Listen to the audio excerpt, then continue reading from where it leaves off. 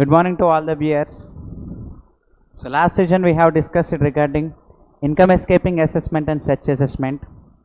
In today's session we are going to discuss the most important provision of Income Tax Act, TDS and TCS. So first let me begin with the TDS procedure and then later enter into the concept of TCS.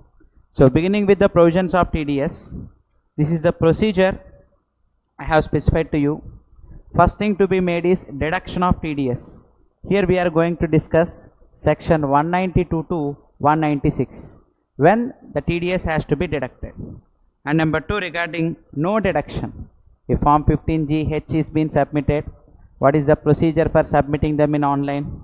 We are going to discuss in our today's session. And lower deduction certificate. So now everything is made online, even TDS return, form 15G, 15H, lower deduction certificate, everything now it is being done through online. So what is the procedure for such deduction?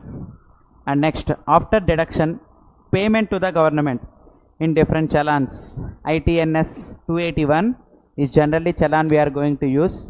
Along with that, there are also 3 different challans like 26 QB, QC and QD. What are the circumstances we are going to use those challans? And filing of TDS return. After making of payment, then we are going to file our TDS return, and then our TDS return will get processed, and later we can issue TDS certificates to the deductee. So this is the procedure for TDS. Here we are going to begin with this first point. Actually this is only the very large issue to be discussed in the TDS provisions. So deduction of TDS, section 192 to 196. So let us have a discussion on it. If we see here, there are various sections for applicability of TDS. First beginning with the salary. Sir, what is the TDS rate to be introduced in case of salary? There is no specific TDS rate like 10%, 15% in case of salary. First of all, when employer gives a salary to employee, employee self-assessment should be made by employer, and the tax payable by employee should be deducted by employer by way of TDS. The thing to be kept here in mind is, here TDS at the rate, first calculate the tax payable by employee. First we need to calculate how much employee is liable to pay tax. Such tax is to be deducted by employer by way of TDS. So first we need to compute the tax payable by employee, and that will be deducted by employer by way of TDS. For example, if 6 lakh salary is being paid to employee, how much TDS we need to deduct in this circumstance? So to the extent of 2,50,000, tax is nil. 2.5 to 5 lakhs, 12,500. So 5 to 6 lakhs, 1 lakh 20%, 20,000. So 32,500 plus health and education cess. So this amount has to be deducted by employer. It may not be deducted in first month only, but by the end of 31st March, last month payment of salary, so he has to deduct this amount from the salary. So from first month onwards divided by 12, it need not be deducted. Even though it was deducted in second quarter or third quarter, in total they have to cover this amount by way of TDS is the conclusion. So finally such tax deducted should be paid by the employer to the government by way of deducting TDS. How much TDS? Whether any percentage has been specified? No, nothing, no percentage has been specified. We have to make self-assessment of employee, and employer has to deduct such amount. While making self-assessment of employee, whether employee's other incomes have to be considered? No, only loss under the head house property should only be considered. Rather than that loss, no other thing should be computed from employee point of view. Only loss under the head house property is required to be considered.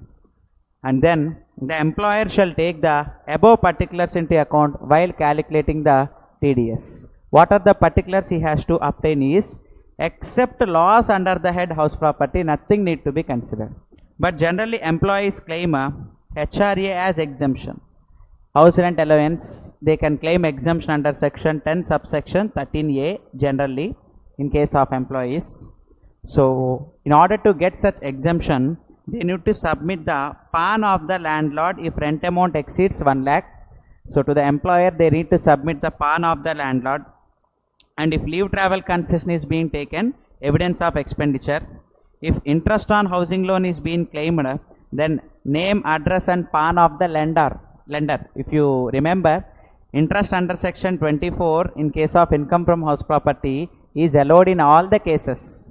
Even though borrowal is made not from banks, the borrowal is made from friend also towards purchase or construction of a house. Interest accrued on payment to the friend can also be claimed as deduction under section 24. House property interest is allowed, the loan is borrowed from any person, whereas principal under ATC is allowed only if the amount has been repaid. But whereas in case of borrowing, it can be borrowed from any person, and interest can be claimed as deduction under section 24. For that purpose, name and PAN of the lender. In case of bank statement is sufficient regarding such housing loan. In any other case, they need to obtain the name, lender, address details and PAN of the lender.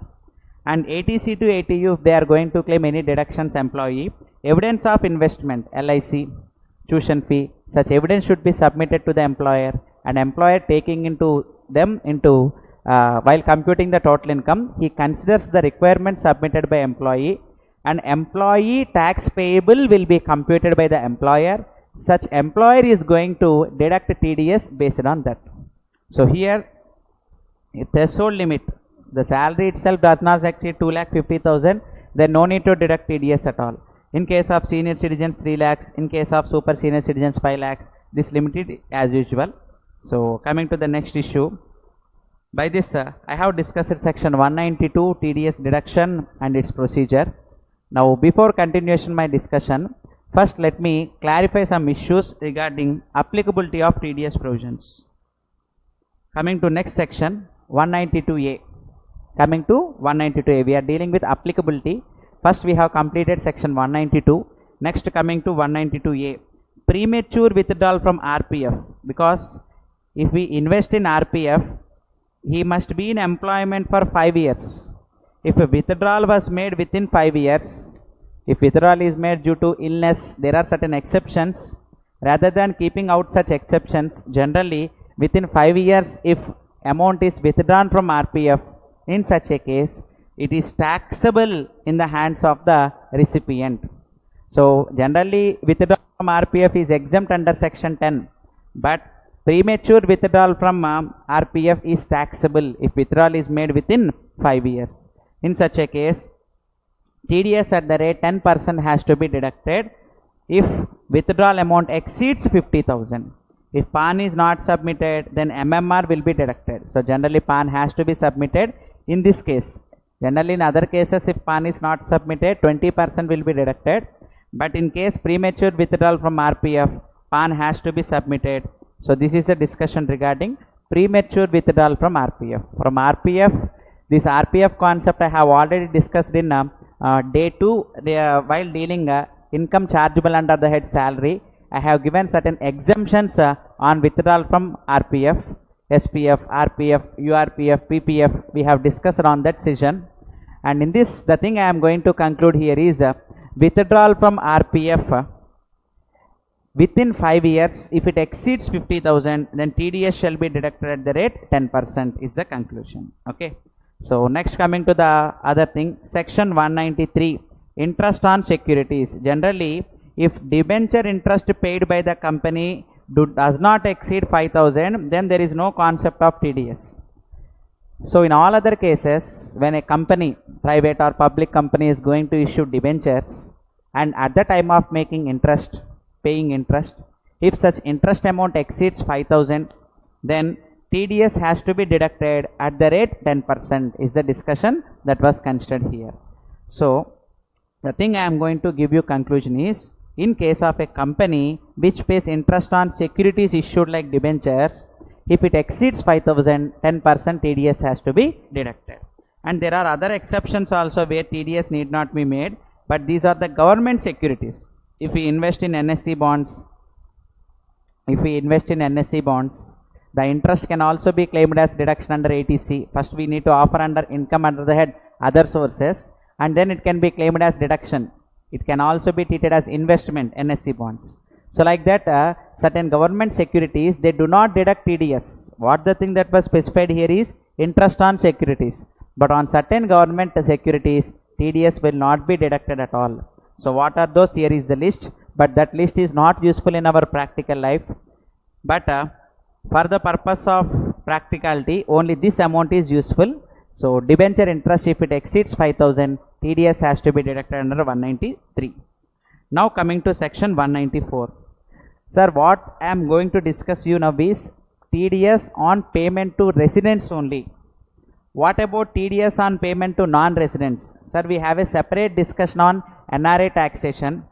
So there we will discuss the TDS provisions which are applicable to non-residents. Most probably in tomorrow's session only we are going to discuss NRA taxation. There I will give you much more clarification regarding TDS provisions which were applicable to non-residents. But here the thing I am going to discuss here is TDS provisions which were applicable to residents only.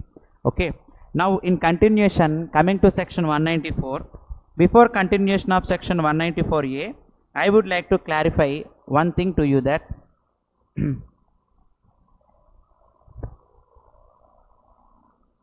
applicability, I am going to divide into two categories: 194H, I, J, A and C. 194H regarding commission, 194I rent payable, J professional or technical fees payable, A interest payable, C any other contract payments. These 5 sections, if the deductor is individual or HUF, these 5 sections are to be complied. If in last year they were liable to tax audit under section 44AB under clause A or clause B, that means if turnover exceeds 1 crore, and in case of profession if gross receipts exceed 50 lakhs, then TDS has to be deducted under section 194. These sections 194H, I, J, A, C, they will be applicable to individual and HUF only when in the last year he is liable to tax audit. Then in current year the provisions of TDS will get applicable. This is in case of individual and HUF. And in case of other SSEs like companies, partnership firms, for them all sections, I mean always applicable.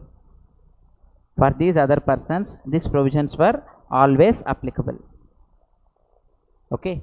This is the first part regarding 194H to 194C, H, I, J, A, C. Rather than these sections, other sections like now we have dealt with section 193, 192 salaries, like that. Other sections were applicable for all the SSEs, whether liable to tax audit or not liable to tax audit. All other sections were always applicable to the SSE. Only these 5 sections, 194H, I, J, A, C, only these 5 sections, you can also remember it as a code like HISAC.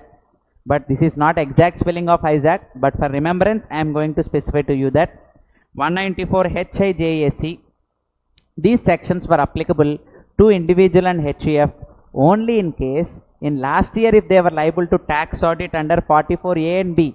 For example, if 80 lakhs is the turnover, if turnover is 80 lakhs and he is going to offer only 5% as profit, in such a case also he is liable for tax audit under 44AB. But this is not considered for the purpose of TDS. For the purpose of TDS, clause A and B is only specified. What do you mean by the term clause A and B? If you refer, the turnover exceeds 1 crore or gross receipts exceed 50 lakhs, and in such case if they are liable to tax audit, then if last year they are liable to tax audit, during the current year the provisions of TDS will get attracted, is the conclusion. So now we are going to begin with 194A. So here if you see applicability column, this is applicability column.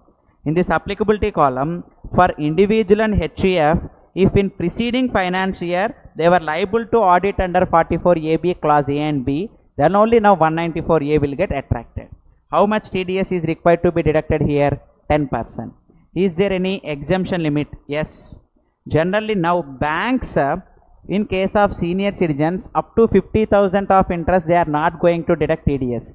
In excess of 50,000 interest only they are going to deduct TDS.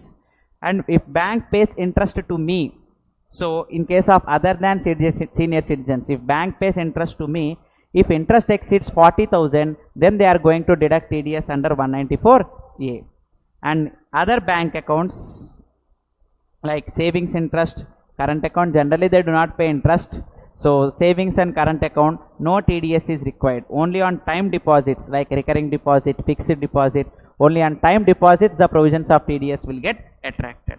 And any other interest, if I pay interest to my friend, if I have borrowed loan from my friend for the purpose of using in business, if I have borrowed unsecured loan, on such unsecured loan interest, if the interest amount exceeds 5,000, then TDS has to be deducted. If the interest amount has exceeded 5,000, TDS amount has to be deducted. So unsecured loans interest limit is 5,000 only. Bank if pays interest to me, sir, if I pay interest to bank, TDS need not be deducted. In further provisions we are going to discuss here that when I pay interest to banking companies, finance corporations, LICs, so we need not deduct TDS while paying interest to the bank. But if bank pays interest to me and if it exceeds 40,000, they will deduct TDS. For senior citizens, if it exceeds 50,000, they will deduct TDS. In any other case, if it exceeds 5,000, then TDS has to be deducted. Okay. Next, here for other SCs, this section is always applicable. So now coming to exceptions, partnership firm partners interest is allowable to the extent of 12% per annum, which we have discussed in section 40 subsection BA in assessment of partnership firms. This interest TDS provisions were not applicable on interest paid or created by a firm to any of its partners. In the same way, if cooperative society pays interest to its members, then also the provisions of TDS will not get attracted. So cooperative society, if it pays interest to any of the members or one cooperative society paying interest to another cooperative society, then the provisions of TDS will not get attracted. And interest credited or paid in PACS, primary agricultural credit societies, which offer agricultural loans, on such interest also TDS provisions were not applicable. And if government refunds any of the taxes, if income tax, the department is going to pay interest, even though such interest amount exceeds 5,000, now the department is not going to deduct TDS on it. On any refund of taxes, if government is going to pay interest, even in GST also, 6% interest shall be added at the time of refund and will be paid to us. So in such a case, whether if such interest exceeds 5,000, the government is going to deduct TDS. Answer is no. Interest or income on amount created or paid by government, these are all the exceptions where TDS need not be deducted. So that's what the conclusion we are going to get here. And next, the same thing, if the fixed deposit is in dispute, if a fixed deposit is in dispute, so the Registrar General of Court is going to hand over the dispute as of now until the ownership is been cleared. Till that time, TDS need not be deducted on that fixed deposit interest. Generally, unless the owner has been known, we cannot deduct TDS and it cannot be reflected in Form 26AS. For this purpose, the fixed deposit in dispute, TDS shall not be deducted until the dispute has been solved, is been clarified in the circular.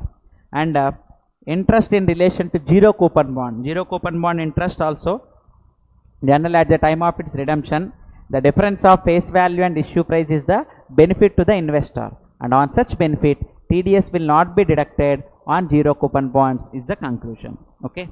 And next, coming to next section. So now we have discussed section 194A. Before in continuation of 194B, BB like these sections, first let me clarify once again applicability. 194HIJAC is applicable only when in last year he is liable for tax audit, then only in current year the provisions of TDS will get attracted. So in continuation of my discussion, here certain queries which were raised as of now, because unless these queries were solved, further sections cannot be understood. So first let me solve the queries that were raised here. PAN number of owner need to be taken when rent exceeds 1 lakh per month or per year. Okay, that limit of 1 lakh is per annum. That amount of 1 lakh per month is per annum. So that means monthly rent around if it exceeds 8,333 rupees average, in average if you consider, then PAN of the landlord is to be submitted. Okay. And next thing is salary income up to 5 lakhs, whether rebate under 87A to be considered. Yes, while computing salary income, if the salary itself has not exceeded 5 lakhs, then rebate under 87A can be considered. So TDS need not be deducted if the salary amount itself is below 5 lakhs. Salary, perquisites, allowances, everything you have to include. Based on that only TDS provisions will get attracted. Next, if listed company pays debenture interest, whether TDS is to be deducted? No need. So listed securities, there are no provisions of TDS. TDS attracts only in case of unlisted securities. So if you refer here, so on debentures issued by listed companies, there is no concept of TDS. Only in case of unlisted companies, debenture interest exceeds 5,000, they are going to deduct TDS. Okay. And next thing is, if in the last year individual proprietor paid tax on presumptive scheme at the rate 8%, but turnover has exceeded 1 crore, whether in next year TDS liability arises. Okay, sir. For example, if your turnover is 1.5 crores during the last year, but you have opted 44 AD and paid 8%, that means you are not liable to tax audit in the last year, and hence during the current year you are not liable for section 194H, I, J, A and C. So only if you are getting your books of account audited by a chartered accountant under 44 AB, then only the provisions of TDS will get attracted. Okay. Next, coming to the other thing, is interest payable on RD subject to TDS? Yes. If the RD interest exceeds 40,000, RD, FD, all other accounts which were maintained by you in a bank, entire interest, if it exceeds 40,000 in case of normal persons, 50,000 in case of senior citizens, then TDS will be deducted. Okay. Next, consequence of non-deduction. If SSC opt 44 AD with a turnover of 2 crores. Sir, up to from 1 to 2 crores, individual and HUF has two options. They can either offer tax audit or they can offer income at the rate 8% of the turnover. If they have considered 8% of the turnover, next year the liability of TDS will not get attracted, because the terminology that was used in section is 44AB. But if you had opted 44AD, in such a case it is not applicable. Okay. And for NRI SSC, why TDS at the rate 30% deducted on interest on income tax refund? Sir, one thing I have clarified to you, that in case of interest payments to residents only, the thing today I am going to discuss you is, if deductee is a resident, but if deductee is a non-resident, in tomorrow's session I am going to discuss TDS provisions and special tax rates which were applicable to non-resident of India. So tomorrow let us have a discussion on that topic, but present I am going to discuss only resident taxation. But coming to this query, NRI interest will be liable for TDS, because there we are going to attract 195. In 195 section this exception does not exist, so TDS will be deducted on payment to non-residents. Next, 15G, 15H received but not submitted or uploaded. What is the TDS provisions? Okay, 15G received but not submitted or uploaded. Okay, sir, I will specify you procedure also today regarding submission of form 15G and form 15H. And if you have not submitted within 7 days to the jurisdictional income tax officer, in such a case you are liable to deduct TDS. If you have not deducted the TDS, in such a case 30% of your expenditure will get automatically disallowed. So this is a process. Failure to submit means you are liable to deduct TDS indirectly. So in such a case expenditure might be disallowed. Next, rent agreement required for HRA. Rent agreement is not the criteria. PAN number, details of landlord has to be obtained. Rent agreement is not the criteria. Next, sir, please explain government employee salary TDS. Same provision, sir. Even for government and non-government, if the salary amount exceeds 5 lakhs, TDS will get deducted, because below 5 lakhs, the concept of rebate under 87A is applicable. So above 5 lakhs, TDS provisions will get applicable. What is the procedure in case of payment of TDS for government employees? I will discuss in today only in further topics. Next, whether TDS is to be deducted on interest portion of EMI paid to NBFCs. Sir, on all the finance institutions, if we are going to make payment under 194A. Here if you refer exceptions in 194A, the thing that was specified here is only banking companies, financial corporations, LIC, companies carrying on insurance companies, UTI, like this only they were specified. NBFCs, Manappuram Gold Loan, Muthoot Finance, Sundaram Finance, Bajaj Finance, if you obtain business loans from them and interest is being paid to them, on such interest, deduction of TDS under 194A is mandatory. If you are liable for tax audit, then in such a case 194A will get attracted. If you are not going to deduct, 30% of the expenditure will be disallowed. Okay, even for NBFC interest also TDS provisions will get attracted. Next, salary, director salary 10 lakhs, interest on director's loan 30 lakhs, same company TDS. Okay sir, actually while considering TDS under head salaries, while making salary to the employee, other income of employee need not be considered by the employer. You may consider, actually if you know other incomes of employee, you consider such other income also and make TDS.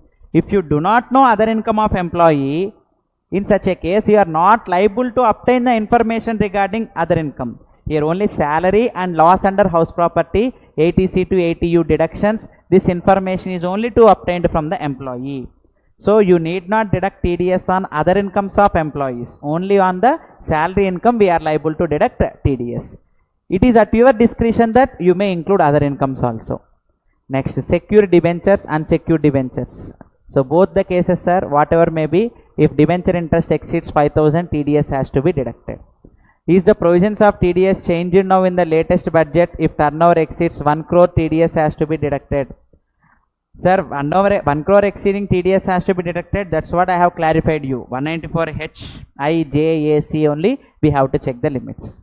Sir, 193 for bond interest limit is 10,000, right? Sir, present budget it may be increased, but I am going to speak based on Finance Act 2019.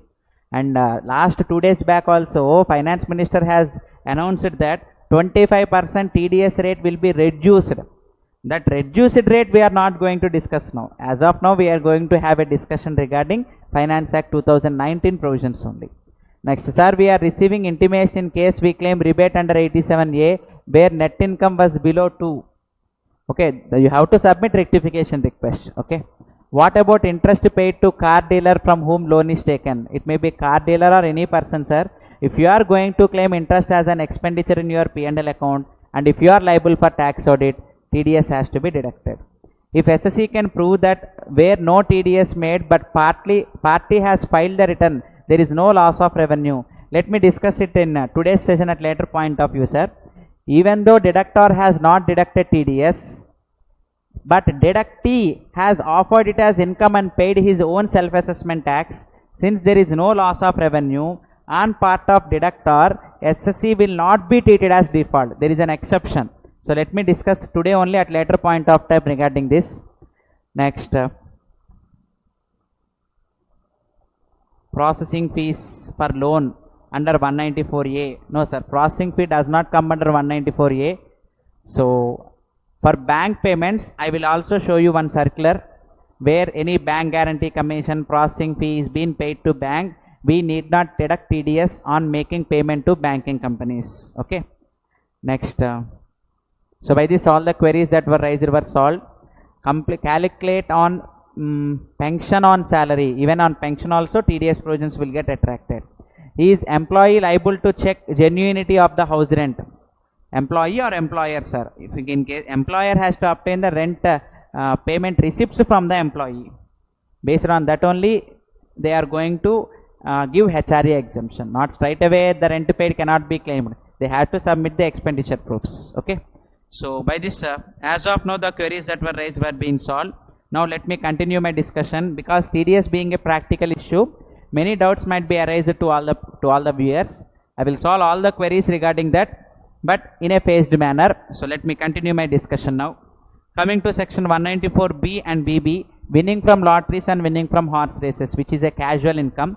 If it exceeds 10,000, then TDS has to be deducted at the rate 30%. Even though the lottery is being paid by way of kind. For example, if in a lucky draw, if I have won a car which value is 10 lakhs, whether TDS at the rate 30% will be deducted. Yes. Sir, how they are going to deduct? On the value of car 10 lakhs, 30% TDS has to be deducted. So finally, even though winnings were in kind also, 30% TDS will get attracted. Even in TV shows also, if you refer, if in TV context, if they are going to win, there they are going to make full payment.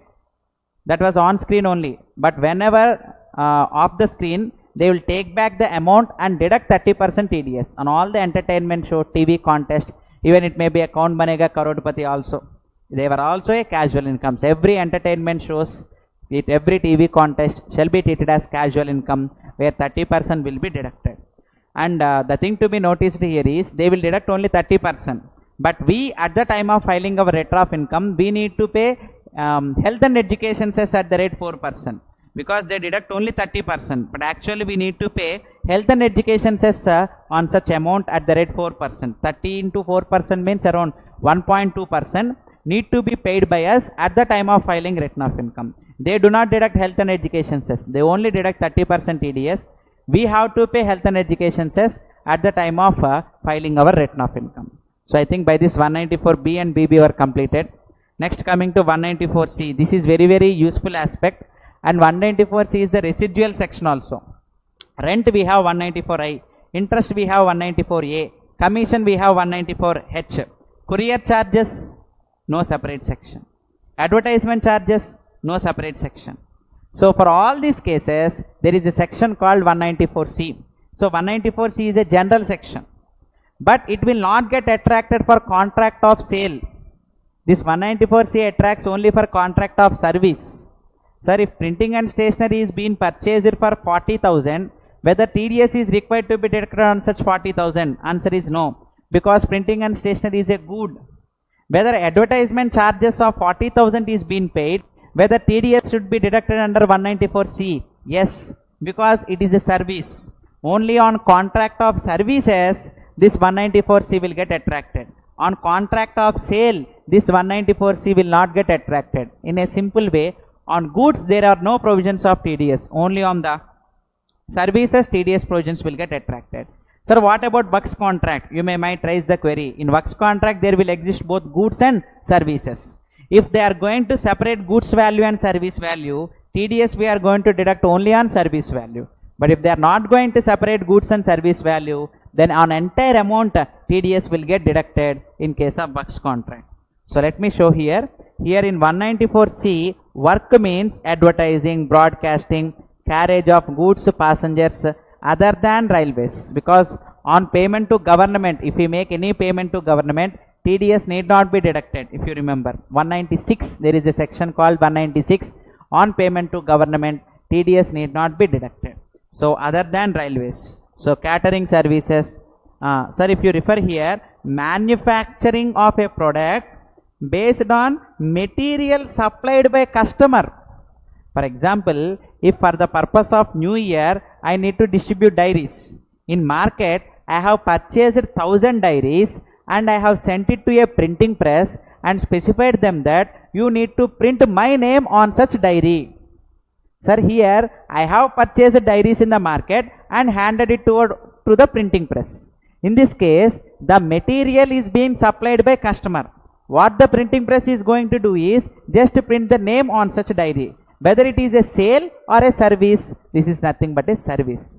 On the material supplied by customer, if they are going to make an activity, it shall be regarded as service but not a sale. Because 194C will attract only on services but not on the sale of goods. So based on that only I am going to give you conclusion. And 194C, if you remember, 194HIJAC, this is the C.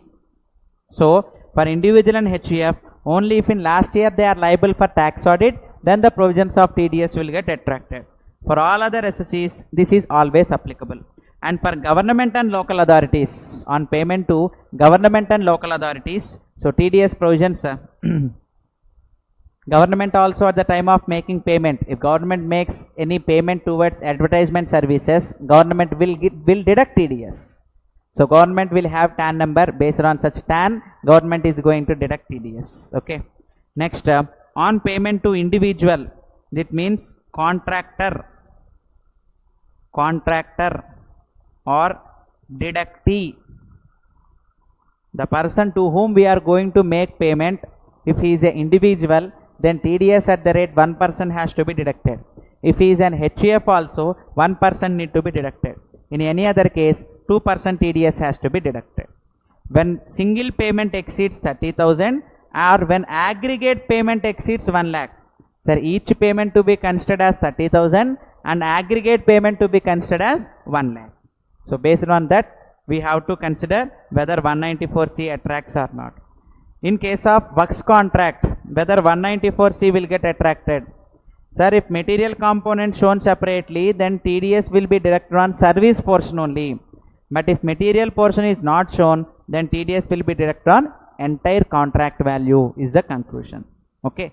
Next, regarding broadcasters and television channels, when a new program is to be telecasted in a channel, then upon payment to the channel, 194C TDS has to be deducted in case of new specifications. But if content already produced, actually a serial is being telecasted in one channel, but now another channel is going to purchase it and they are going to retelecast it. Already original specifications 194C, if they are going to retelecast it, then it shall amount to payment towards royalty, where TDS has to be deducted under 194J. So based on purpose, it will differ. And this is useful to all the persons, sir, to students, chartered accountants, practice, to every person this is useful. Regarding whether freight will attract TDS is the question that is being raised here. If freight payment, each payment exceeds 30,000 and aggregate in a year, if we are going to make a payment to a person in excess of 1 lakh, then TDS has to be deducted. But the exception here is if they give declaration that they have less than 10 carriages, that means if they are going to opt section 44AE, if to whom we are going to pay freight, such person is going to opt to 44AE. Sir, how we are going to know that that transporter opts 44AE? We need to obtain a declaration in form 15J. From the transporter, if we obtain a declaration in form number 15J, then what they are going to do is they will not deduct, we are not going to deduct TDS upon payment to them. What is the meaning of this 15J? So this 15J meaning is they are going to give a declaration, transporter is going to give a declaration that number of vehicles with him do not exceed 10. That means he is going to offer income under section 44AE. So since I am going to offer income under 44AE, you need not deduct TDS on me is the declaration which is being specified in form 15G. If this is taken from the transporter, then upon payment of rent to the transporter, TDS need not be deducted is the conclusion. Okay. So by this we have completed this point number 6 also. So 194C got completed. Next coming to other section 194D. So this is regarding insurance commission. This is regarding insurance commission. Generally insurance companies, while making insurance commission payment to its agents, they are going to deduct TDS at the rate 5%. If insurance commission exceeds 15,000, they will deduct TDS under 194D at the rate 5%. Next coming to 194DA. Sir, life insurance policy upon its maturity, if we are going to deposit, I have discussed this aspect in a deductions chapter, exemption under section 1010D. If we are going to contribute within the limits of 10% of sum assured, 20% of sum assured, 15% of sum assured. Policy taken before 1/4/2012, 10% of sum assured, 20% of sum assured is the maximum deduction. Policy taken on or after 1/4/2012, 10% of sum assured can be claimed as deduction under ATC. With effect from 1/4/2013, for handicapped persons, 15% can be claimed as deduction under ATC. So if you contribute within these limits, in future, upon maturity of the policy or upon incurrence of risk, any bonus amount is being paid, such bonus is also exempt under section 1010D. So such bonus is not taxable. Such bonus is exempt under section 1010D. Okay. So here coming into the discussion, If you contribute in excess of 20% of sum assured on a policy taken before 1/4/2012, future upon maturity, if it exceeds 1 lakh, below 1 lakh no TDS. If it exceeds 1 lakh, then TDS at the rate 5% will get deducted. Earlier 1% only, but in Finance Act 2 with effect from 1/9/2000, with effect from 1/9/2019, earlier TDS at the rate 1%, but now it has been increased to 5% is the conclusion. So the thing I am going to consider here is in case of life insurance policy upon its maturity, if the payment exceeds 1 lakh, then TDS is going to get deducted at the rate 5% is the conclusion. Okay. So now coming to next aspect, lottery commission. Sir, I think this provision is very clear. Here in other sources, entire maturity receipts need not be offered as income. Only bonus amount will be liable to tax. Only such amount is to be considered in this case. Next, coming to other aspects, commission on lottery tickets. Lottery commission, if it exceeds 15,000, then TDS is going to get deducted under 194G at the rate 5%. Same like insurance commission, if it exceeds 15,000, 5% TDS. Here also if it exceeds 15,000, 5% TDS. But here the section that was used is 194G. Okay. Next, coming to the other thing, 194H, general commission. When any commission has been debited to P&L account, sir, 194H, we have this in code 194JHIJAC. 194H, that means for individual or HCF this is applicable only in last year if they are liable to tax audit.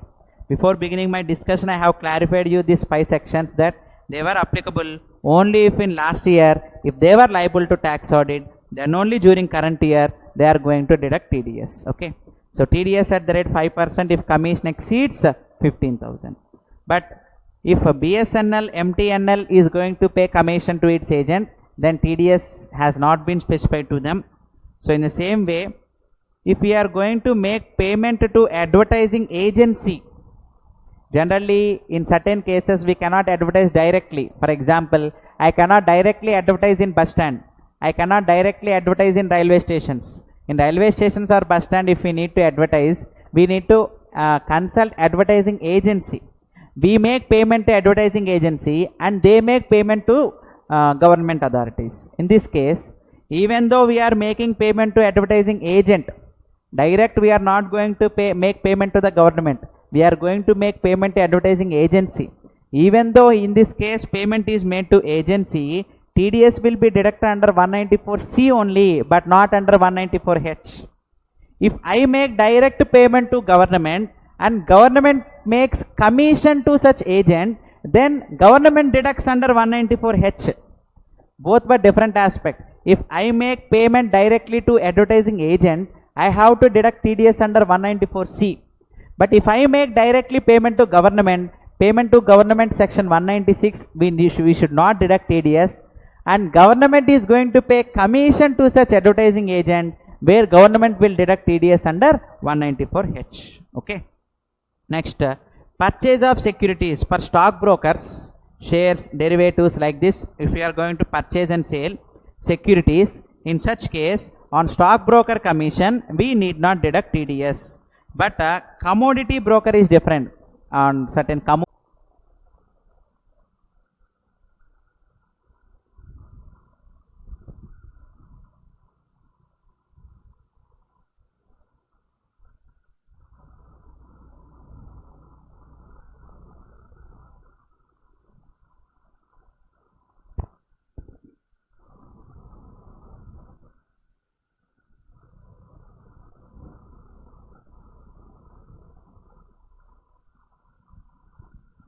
So coming back to our discussion on 194C regarding payment to commission agents, section 194H. So the thing that was specified here is, so I think now audio and video is completely visible to all the viewers. Now in continuation of our session, section 194H, when commission or brokerage is being paid for individual or HUF, in case, sir, this 194H shall be attracted if in last year SSE is liable for tax audit, then during the current year upon payment he is going to deduct under section 194H. So stockbroker commission need not be deducted TDS under 194H. So stockbroker commission is an exception where TDS need not be deducted. So now in continuation of our discussion, very important aspect 194I, rent. If rent is being paid in excess of 2,40,000, earlier in last year the limit is 1,80,000, but in Finance Act 1 itself they have exceeded the limit to 2,40,000. So if rent payment exceeds 2,40,000, then TDS has to be deducted. Rent payment towards plant and machinery, TDS at the rate 2%. Any other rent, TDS at the rate 10%. And real estate investment trust, I have discussed in business trust in one of our technical discussion, where 10% TDS has to be deducted, and upon payment to non-residents 5% TDS has to be deducted. There I have made a discussion in business trust regarding this issue. In all other cases, generally if rent exceeds 2,40,000, then TDS at the rate 2% will be deducted. Any other rent, TDS at the rate 10%. If there are co-owners, this 2,40,000 is to be considered for each co-owner. For example, if I am going to pay rent of 4 lakhs, where 2 owners were there, 2 lakhs to one owner and 2 lakhs to another owner. Even though building rent is made for entire premises, now the limit of 2.4 lakhs is to be considered for each co-owner. If each co-owner limit 2.4 lakhs is not going to exceed, then TDS need not be deducted. Okay. In the same way, no TDS on GST. In rent amount, the landlord is also going to charge GST. Now practically business rent is liable to GST also. So the GST amount we need not deduct TDS. If rent amount is, let me take an example, per month 1 lakh and GST 18%, 18,000 is been collected. On which amount we are liable to deduct TDS? On this 1 lakh amount only. On GST amount, TDS need not be deducted. And no TDS on lump sum lease premium paid for long term lease. For long term lease, if we are going to make lump sum payment, then also TDS need not be deducted. Okay. And this is a very different aspect in case of air transport operator. On passenger service fee, there is no TDS. It is not useful for us. It may be useful for government. And by this 194I is being clarified. If rent amount exceeds 2,40,000, then TDS is to be deducted at the rate 2% in case of plant and machinery, and building, furniture, whatever may be, and all these elements, TDS at the rate 10% will get attracted. Okay. Next, sir, if you remember, 194I is in our HISAC code, and hence this section is applicable only if in last year he is liable for tax audit in case of individual and HUF. Then in current year, these provisions of TDS will get attracted. And next, coming to 194IA, transfer of immovable property. Sir, immovable property may be a land, building, whatever may be. If immovable property value exceeds 50 lakhs, then TDS at the rate 1% has to be deducted. Except on agricultural land. On agricultural land sale, if it exceeds 50 lakhs, 1% TDS need not be deducted. On any other case, it may be an apartment, it may be a building, it may be a land, whatever may be. In any other case, upon payment of a rent amount, TDS at the rate 1% has to be deducted. On any other payment, TDS at the rate 1% has to be deducted under section 194IA. Okay. And no TDS on transfer of immovable property being agricultural land. This we have already discussed. And next thing to be kept in mind here is 194IB. This is residential house rent or any function hall rent. Like this, any rent which we are not going to claim deduction in under head PGBP. Any rent which is not going to get claimed deduction under head PGBP. That means section 30 rent. Generally rent paid towards building can be claimed as deduction if it was used for building.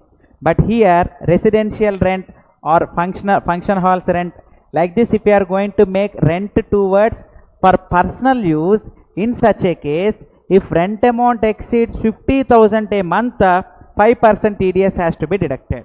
If house rent of 60,000 per month is being paid, then TDS under section 194 IB at the rate 5% has to be deducted is the conclusion. So deduction 194 IB is on other than business rents, that means residential rents, personal functions if you are going to conduct, if you are making any payment to such function halls towards rent amount, on that rent amount under section 194 IB, TDS at the rate 5% will get attracted. And 194 IC, under joint development agreement, if builder, that means promoter, pays any amount to landlord, builder, that means promoter, makes any payment to landlord, he is going to deduct TDS under 194 IC at the rate 10%. Sir, I have already discussed this under the head capital gains regarding this joint development agreement. One of the special case I have discussed based on stamp duty value, they need to offer capital gain, that I have discussed it there. But here regarding the provisions of TDS, what they have presented here is, in case of joint development agreement where any consideration is paid, any monetary payment is made.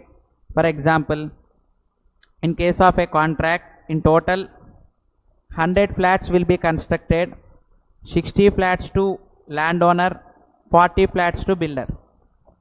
Along with these 60 flats, 10 lakhs monetary payment is made by builder to landowner. On this monetary payment, TDS at the rate 10% will get attracted is the conclusion. Okay. Now in continuation of our discussion, 194J regarding professional fees. So here 194J is in our code HISAC. In this code we have learned that for individuals and HUF, last year if they were liable for tax audit, then current year provisions of TDS will get attracted. If professional fees payment exceeds 30,000, 10% TDS has to be deducted. And this limit of 30,000 is for each professional service. For this professional service 30, technical services 30,000 limit. Payment to a director other than 192. So director sitting fees or director's remuneration, if he is an employee, then we are going to deduct TDS under 192. If he is acting as an non-executive director, then TDS has to be deducted under 194J. Even though 2,000 rupees is paid, TDS has to be deducted. There is no limit for payment to a director.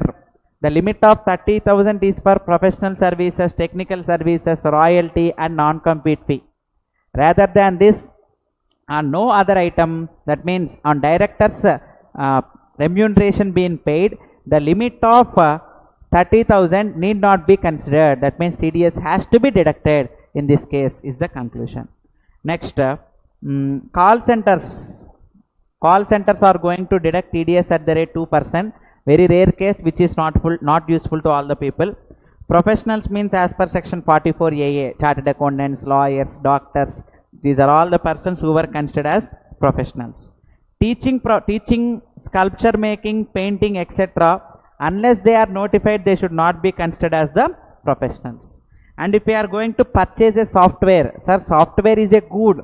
But if we are going to make tailor-made software, that means if we are going to develop a own software for us, then it shall be regarded as service and TDS has to be deducted under 194J. So if I purchase Tally software, whether I need to deduct TDS under 194J, not required.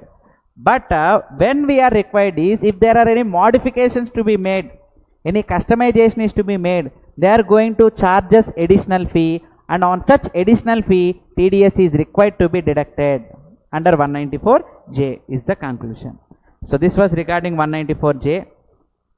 And next 194LA, compulsory acquisition of immobile property by government. Sir, if government is going to make compulsory acquisition other than agricultural land and other than exemptions, I have discussed it in section 96 of Right to Fair Compensation Transparency Land Acquisition Act, where I have discussed that APCRD acquisitions were exempt under section 10 subsection 37A. So if government is going to make compulsory acquisition under this section for the purpose of rehabilitation, that compulsory acquisition is fully exempted. Other than that, if any acquisitions were being made, then if the compensation to be received exceeds 2,50,000, then TDS at the rate 10% has to be deducted. Okay, this was regarding section 194 LA. Now we are going to have a discussion on two important sections to all the persons, newly introduced sections 194M and 194N. These two sections were very important. Coming to this, contract payments were earlier covered in 194C. Commission payment is earlier covered in 194H. Fees for professional service is covered in 194J. But if these payments were made for personal purpose, if I am purchasing a property for 50, if I am purchasing a property for 5 crores on which commission at the rate 2%, that means, let us take an example of 20%, so that example will get much more interesting. So 1 crore commission is being paid. Generally on commission we deduct TDS under 194H if it is an expenditure which is to be debited to P&L. But now I am going to specify that if this payment, contract payment, commission payment, professional fees payment, which are made in personal other than 194C, H and J, if we are going to make payment in excess of 50 lakhs, if here I am going to pay commission of 1 crore, then TDS has to be deducted under 194M. In excess of 50 lakhs, TDS at the rate 5% has to be deducted. This was regarding section 194M. Sir, I think this provision is very clear. If it was covered in these three sections, if it is a business expense, it will be covered in 194C, 194H and 194J. And if these three expenses, contract payments, commission payments and professional fees payments, other than business purpose, that means personal usage, and it has to exceed 50 lakhs, then 5% TDS shall be deducted is the conclusion. Okay, this was regarding 194M. And next, coming to section 194N, cash withdrawal. This is the new provision that was introduced in Finance Act 2. If in a year cash withdrawal exceeds 1 crore, then TDS shall be deducted at the rate 2%, which shall be claimed at the time of filing of our return of income. But for all the persons, cash withdrawal TDS will not be made. Here there are certain exceptions. If government withdraws, if a bank withdraws from another bank, business correspondents of bank were going to withdraw and pay to their customers. For the purpose of depositing in ATM, if the bank withdraws, cash replenishment agencies, so ATM operators. So these are all the things which were related to banks and government. If they are going to withdraw, 194N will not get attracted. This is very important aspect in our practice. If we have any agricultural commission agent, if we have any client who has agricultural commission agent, who is an agricultural agent, generally he purchases from the, that means indirectly he purchases from the farmers and sells in the market. And the person who is going to purchase in the market is going to transfer the amount to this commission agent. This commission agent withdraws the cash and pays to the farmers. This is the activity which will be done through agriculture commission agent. Such agriculture commission agent, even though if he withdraws more than 1 crore, bank is not going to deduct TDS. This is an exception to section 194N. Bank is not going to deduct TDS if this payment, even though it exceeds 1 crore. Agriculture commission agent, government and bank, these have been excluded from the provisions of section 194N is the conclusion. So by this we have completed all the provisions where TDS has to be deducted. When this TDS has to be deducted, whether at the time of entry in the books of account or whether at the time of payment is the question. Sir, in these sections 192 salary, 192A premature withdrawal from RPF, 194B and BB winning from lotteries and casual incomes, 194DA LIC maturity, 194LA compulsory acquisition by government, 194M just now we have discussed that personal payments towards contracts, personal payment towards commission, personal expenses relating to professional fees. If it exceeds 50 lakhs, we need to deduct TDS under 194M, 194N cash withdrawals. These circumstances, when TDS is liable to be deducted, time limit for deducting TDS at the time of making payment to the payee. At the time of making payment to the payee. That means even the accrual entry is written in the books of account, TDS need not be deducted. Only at the time of payment, TDS has to be deducted. For all other sections, at the time of payment or entry in the books of the account, whichever is earlier. If we are making any accrual entry for audit fee payable, 194J TDS will get attracted. Only for these sections at the time of payment. For all other sections, at the time of payment or entry in the books of account, whichever is earlier. Okay. Now coming to very important discussion, which is useful to all the persons, all the chartered accountants in practice and also for students. This provision is very useful. No deduction or lower deduction certificates. Whether SSC can voluntarily submit or it has to be obtained from the officer. So complete clarification is being specified here in an easy manner. I am going to give you a complete clarification here. No deduction or lower deduction. Number 1, based on self-declaration. Sir, for these sections, premature withdrawal from RPF, interest on securities, 194A, interest, 194D, insurance commission, 194DA, LIC maturity, 194I, rent also. For all these sections, payee, that means the person who is going to receive the consideration, if he submits 15G and 15H self-declaration basis, if he submits 15G and 15H self-declaration basis, in such a case, we need not deduct TDS, but this self-declaration should be submitted within 7 days from the end of the month. If today I am going to receive that self-declarations in form 15G and H, by next month 7th I need to submit to our jurisdictional office. Online only, we need not go and submit manually. Online only we need to submit. Now form 15G and 15H to be filed online by the payer after receiving manual 15G and 15H. We are going to receive 15G and 15H manually from the payee. And we need to submit these details in online. In Income Tax India e-filing website only, we have to register based on TAN. Generally for the purpose of paying tax payments, for the filing of income tax return, we log in income tax e-filing website based on our PAN. But here, based on TAN, we need to log in and submit this form 15G and 15H details. If you are going to submit these details online in form 15G and 15H details, then only you are not required to deduct TDS. Then no TDS is required to be deducted. If this procedure is not followed, it implies that you are required to deduct TDS. And if you are not going to deduct TDS, then 30% of your expenditure will get disallowed. So finally, this provision has to be interpreted based on this point only. And this form 15G and 15H is not available in all the cases. This 15G and 15H is available only in cases of these sections only. Only in these 6 sections only this is available is the conclusion. So I think this provision is very clear. Now coming to other thing. Lower deduction certificate or no deduction certificate to be obtained from AO.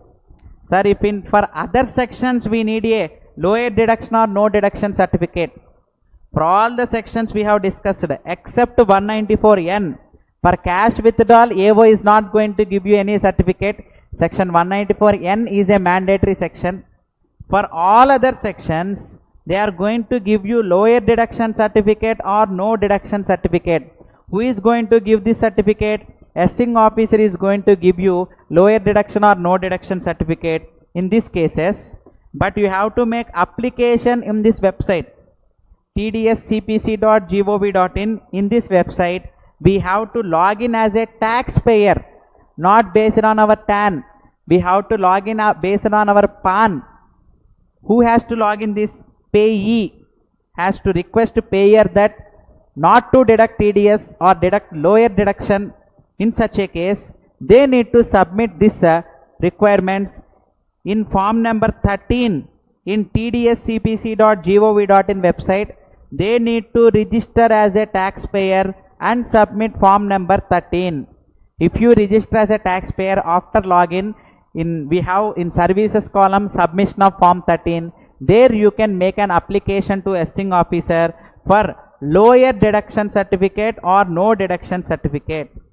So now lower deduction and no deduction certificate can be obtained online only.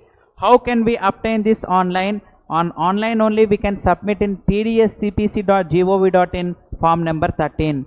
Then AO will automatically in online, we need not meet manually to officer also. In online itself, they will generate a certificate and give us certificate number.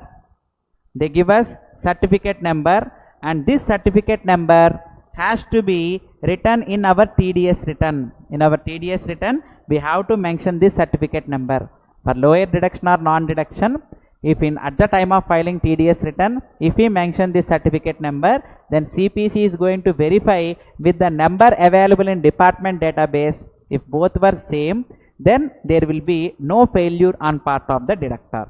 Once again, I am going to specify you that it is the responsibility of the deductor to deduct TDS.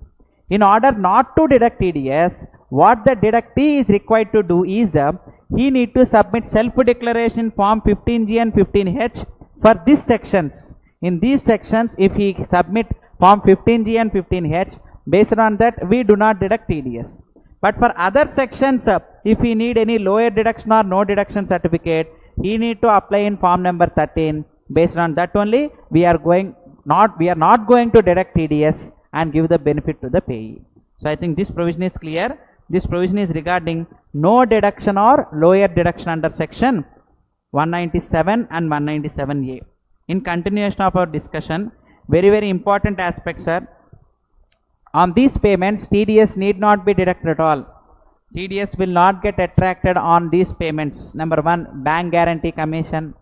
Number 2, cash management service charges, depository charges, warehousing services. Sir, if you see bank guarantee commission, bank if they are going to collect any cash management charges, depository charges, warehousing charges, underwriting commission, clearing charges, credit card, debit card commission, on these payment to be made to banks, TDS need not be deducted.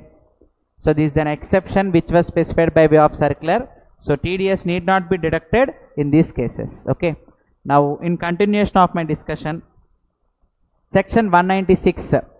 On these payments, TDS need not be deducted when any sum is payable to government or RBI or mutual fund or any corporation established by government. For example, APCRDA is a corporation established by government. LIC is a corporation established by government.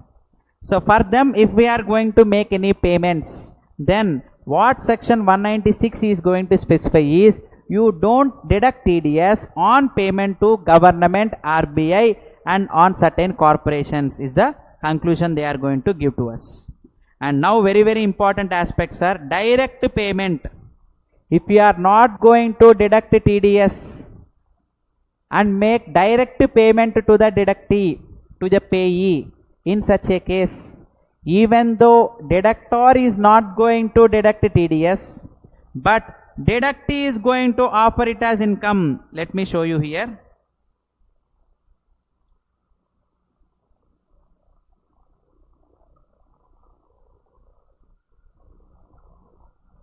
Even though TDS is not deducted, but if SSC shall not be deemed to be SSC in default, expenditure shall be allowed when 3 conditions were satisfied.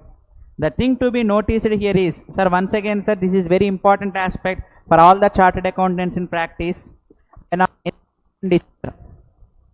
When on any expenditure, TDS has not been deducted, then generally 30% or 100% of the expenditure we are going to disallow based on the sections.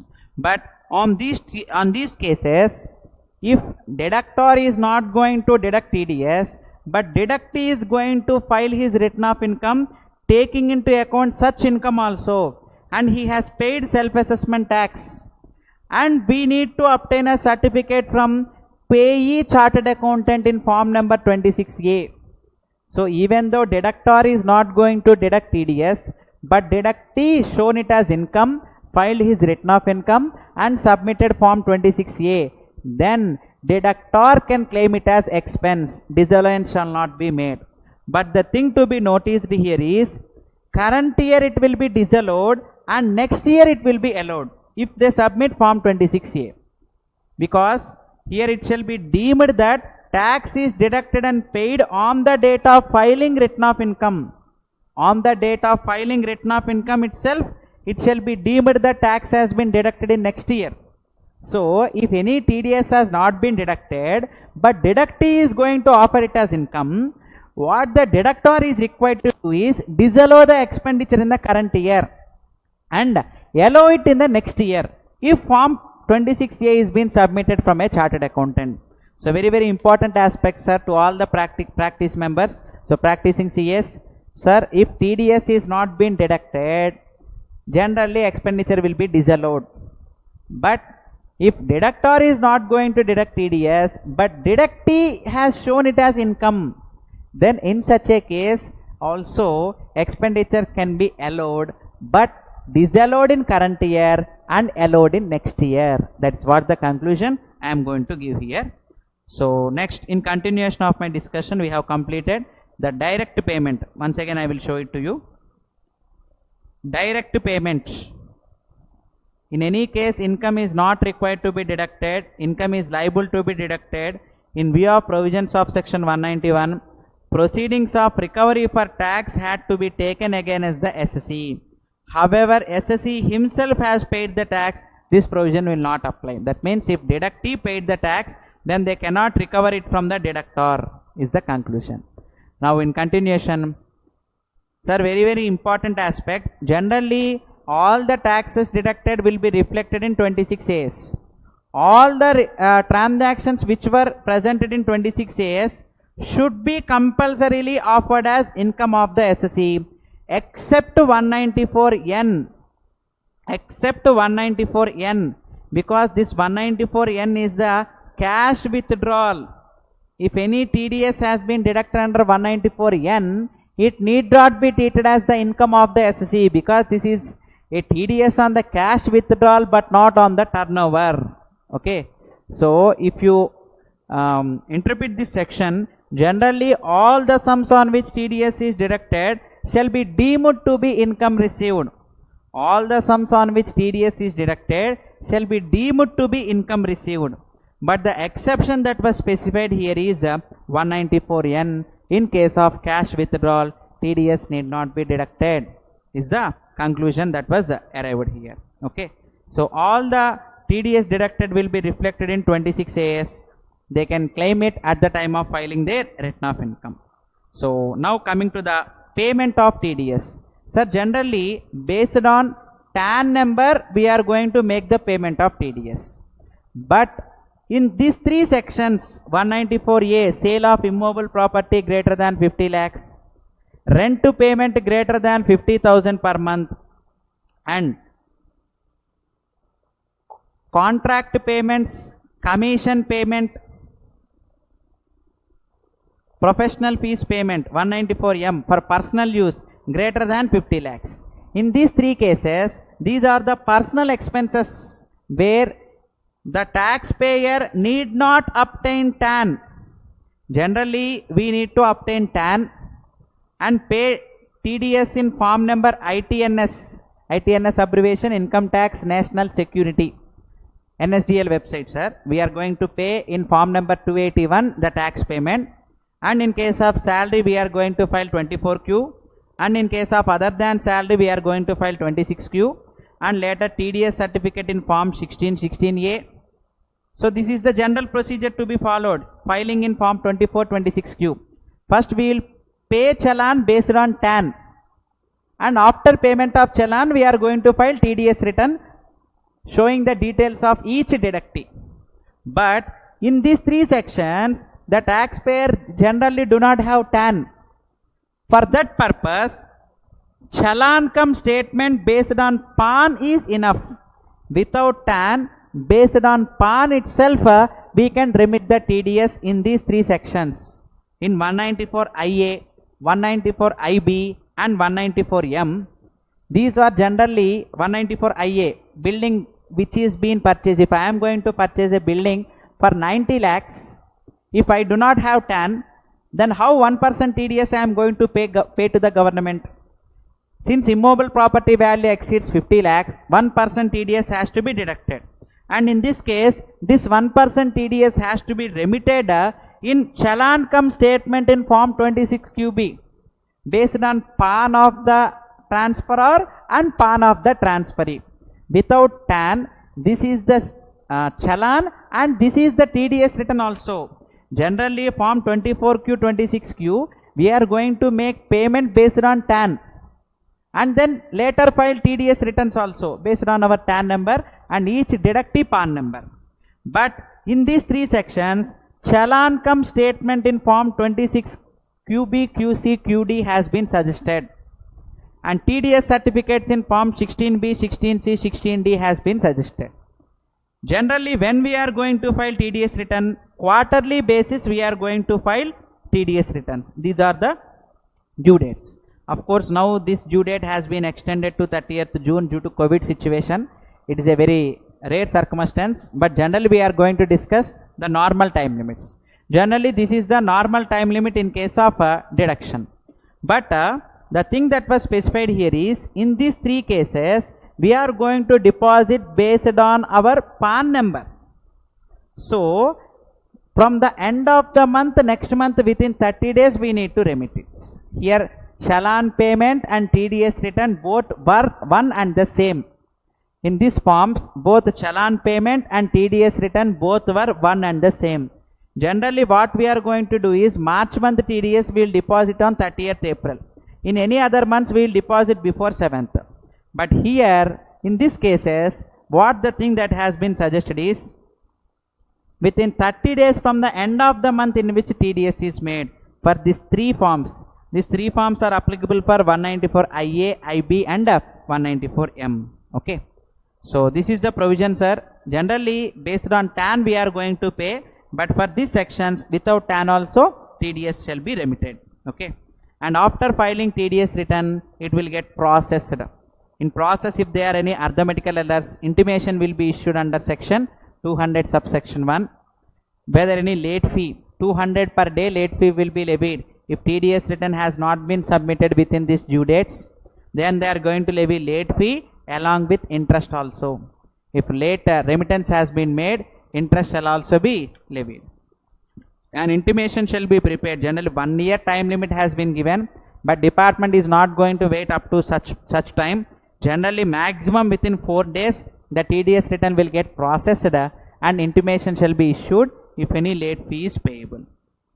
So, sir, initially one of our viewer has made a question regarding this.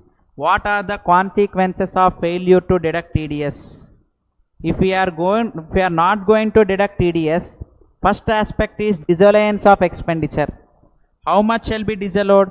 30% disallowance on payment to residents, 100% disallowance on payment to non-residents. So, first thing to be noted here is consequences of failure to deduct TDS. First, disallowance of expenditure. Second point, interest liability. Non-deduction interest 1%, non-payment interest 1.5% per month.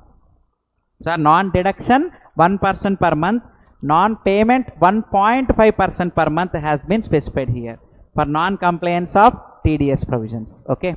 And next, coming to penal provisions, if we are not going to deduct TDS, equal to the amount of TDS penalty will be levied under section 271C. Equal to the amount of TDS penalty will be levied. In the same way, if TCS is not going to get deducted, equal to the amount of TCS penalty will be levied under section 271CA. And next thing is imprisonment. Sir, first aspect disallowance of expenditure. Second aspect interest. Third aspect penal provisions. Fourth aspect imprisonment will also be levied. So, how many years imprisonment will be if we are not going to deduct TDS? 3 months to 7 years plus fine. So, imprisonment is a very difficult aspect, because just if we are not going to deduct TDS, whether imprisonment provisions will get attracted. Obviously yes. So 3 months to 7 years imprisonment shall be levied for failure to deduct TDS. So we need to remember here that TDS provisions were mandatorily to be followed. If not, disallowance of expenditure is the first consequence. Interest liability, penal provisions, imprisonment. So everything will come into force for non-compliance of TDS provisions. And late filing of TDS returns, late fee under section 234E, 200 per day or TDS amount whichever is lower shall be considered as the late fee under 234E. Sir, fee is different from penalty. Once again I am going to specify you that fee is different from penalty. Both were different from each other. Penalty under 271H 10,000 to 1 lakh if not filed within 1 year from the due date of filing return. Sir, generally the thing I am going to specify you that this is for failure to deduct TDS. This is failure to file TDS returns. If TDS returns were not being filed by due dates, late fee shall be levied under section 234E. Late fee shall be levied under 234E, 200 per day or TDS amount whichever is lower. And penalty shall also be levied under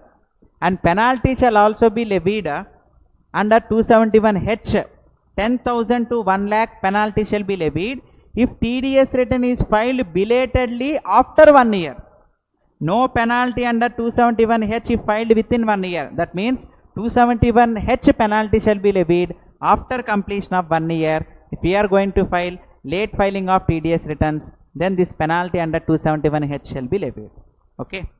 Next, sir, department whether they can issue notice if we are not going to file TDS return. Yes, they can execute the proceedings within 7 years. Any TDS where the assessee is liable but TDS has not been deducted, within how many years the department is going to take action on him? If TDS return is not filed, within 7 years department can take action. And if TDS return is filed, then within 2 years only for any short deduction or non-deduction department is going to take action. But if TDS return is not filed, they can do for 7 years. 7 years at any time they can issue notices. Okay. Next, this section is only for banks. This section is applicable only for banks. Banks now above 40,000 interest only they are going to deduct TDS. Then what about below 40,000 interest?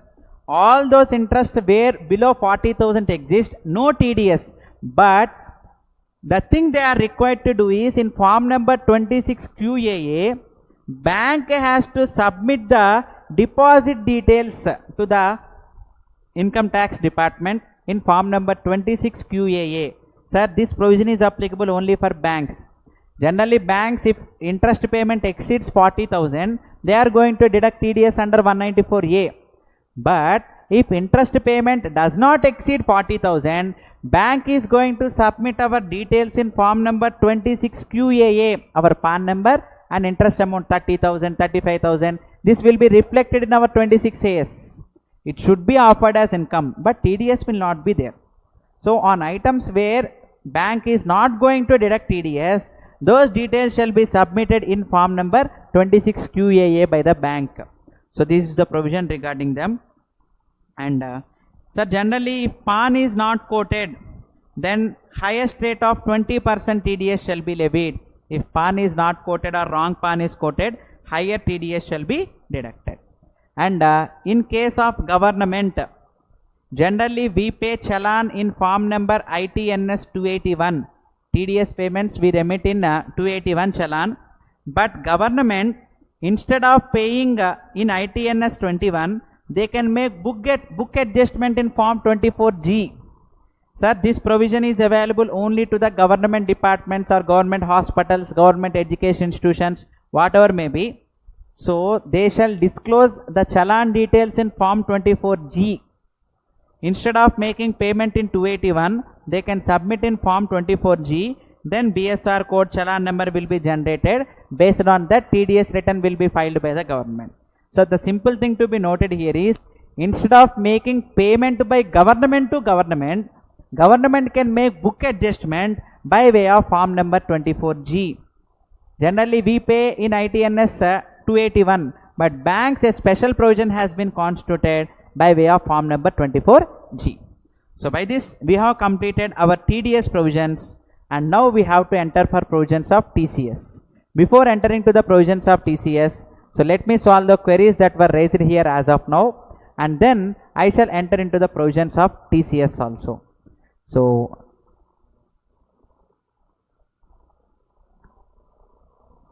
since this is being a TDS seminar, so many queries were being raised when compared to previous dates. So let us solve them.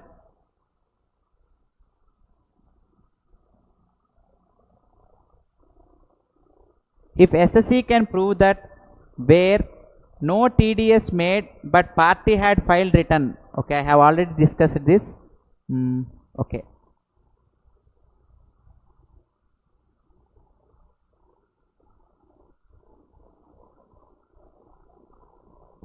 Right. In NBFC interest payment, EMI is deducted. How TDS is to be deducted and paid the payment is direct. Sir, only on interest portion. EMI portion, entire amount is not liable for deduction. We need to obtain statement from them. Only on interest portion, TDS is required to be deducted. Next, sir, if total turnover less than 1 crore and SSC went for tax audit offering income less than 6 or 8%, whether TDS provisions were applicable? No. Sir, I have already clarified you with an example that only when turnover exceeds 1 crore and SSC have come for tax audit, then only the TDS provisions will be applicable. Okay. Next, 194C, up to 1 lakh no TDS. Yes, each payment 30,000, aggregate 1 lakh has to be considered. Okay. Next, if TDS to be deducted, reimbursement of expenses, GST component. Sir, GST component is not liable for TDS deduction. So you can exclude TDS component and you can make TDS deduction. Okay. Next, if wrong TDS has been deducted and deductee has not shown that income, what is the remedy if deductor does not revise? There is no remedy if deductor does not revise. If wrong deductee details were given, the only option available is to file TDS revised return. There is no other option here. Okay.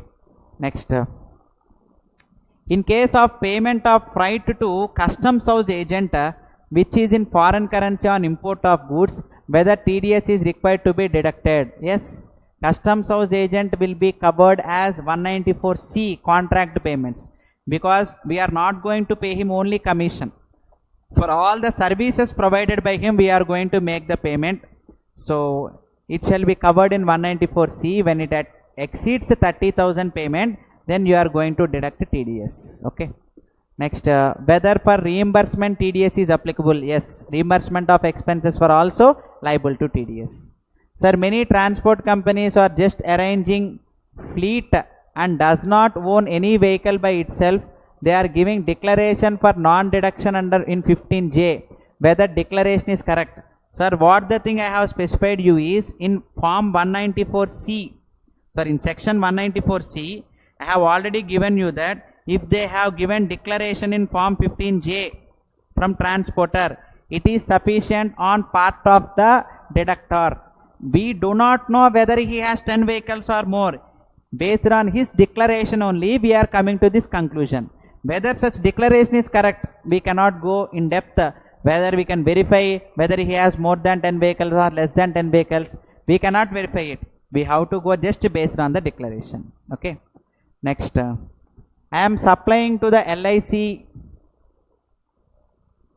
whether TDS is applicable. Sir, one thing I am going to conclude here is, if you are going to provide catering services to LIC, TDS has to be deducted by LIC upon payment to you. So catering services were covered in 194C. They are liable to deduct TDS. Sir, which rate to be considered for exports? Whether we should consider insurance copy rate or invoice date? I think you are asking regarding conversion rate or TDS rate. It was not clear. So if it was a conversion rate, SBI rate shall be opted. So TDS rate, it depends upon the expenditure nature.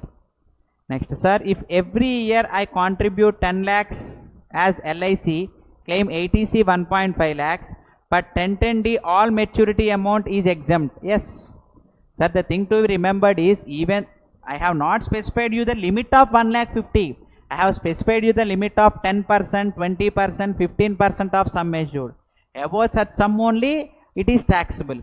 Below such sum assured, if you are going to contribute every year, upon maturity it is exempt under 1010D.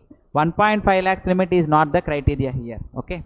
Next, when advertising agency doing work of designing logo as part of advertising contract, which section is applicable? 194C is only applicable, not 194J.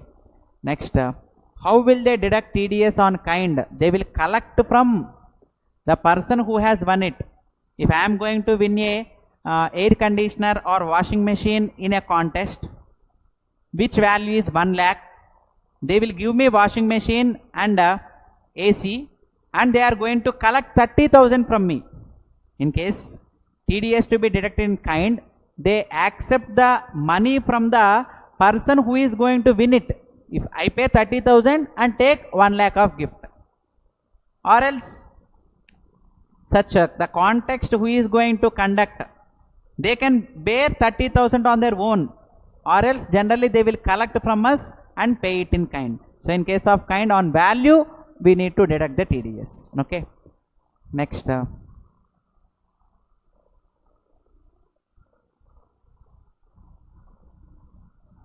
if LIC maturity amount exceeds 1 lakh, is TDS applicable even though the sum assured is below the specified limit of 20-15%? Yes. Even though, sir, 1010D exemption, once again I am going to repeat you that 1010D exemption, there is no concept of TDS. Other than 1010D exemption, if it exceeds 1 lakh, then TDS at the rate 194 DA has to be deducted. Next,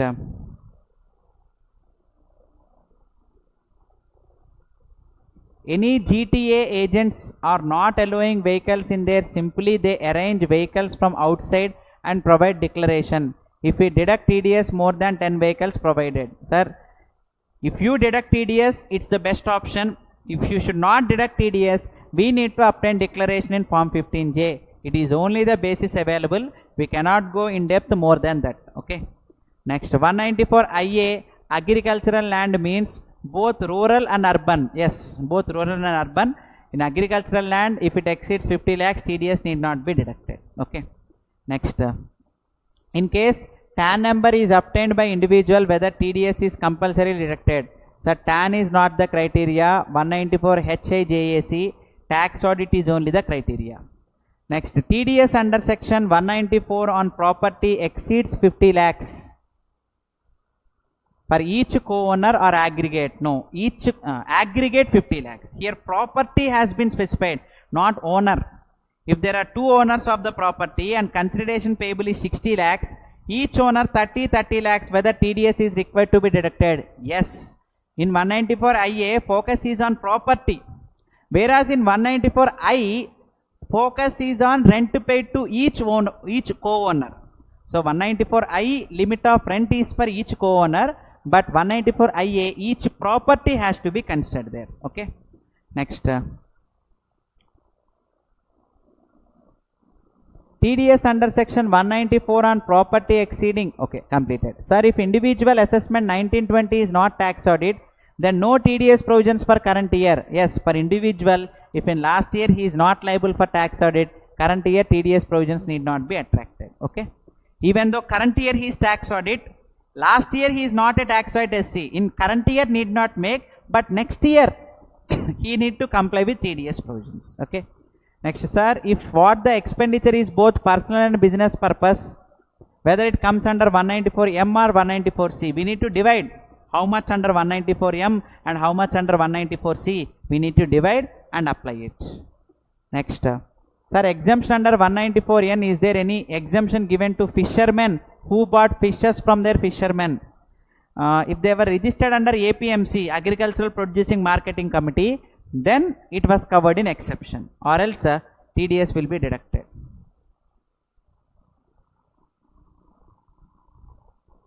Sir, can cooperative society is eligible to submit 15G and 15H to banks for non-deduction? No.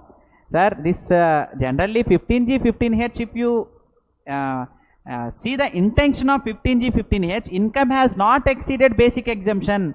For cooperative society, there is no concept of basic exemption. Whenever income exceeds 10,000, 10% TDS will be deducted. There is no concept of whenever for cooperative society, first 10,000 income, 10% tax.